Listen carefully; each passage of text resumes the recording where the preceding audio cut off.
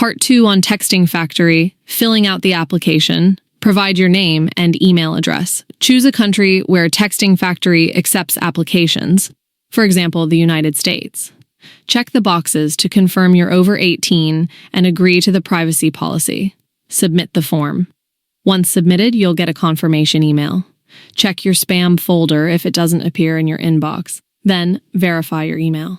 Completing the additional information, choose United States as your nationality, that is, if you are applying for a USA account. Select English as your language, add other languages if relevant. Enter the information from the driver's license you're using. Select your available working hours. You can tick all the boxes just to be safe. Submit the final step and wait for their email about training. After applying, you'll receive an email saying your sign-up is complete. Wait 24 to 48 hours for a response. If you don't hear back, follow up via email. Remember, use a proxy, not a VPN. VPNs can be detected and will likely get your application rejected. Be patient and persistent. You might need to apply multiple times. Texting Factory is just one of several platforms. Also, check out CloudWorkers and eModerators. Good luck! And if you have any questions, feel free to ask.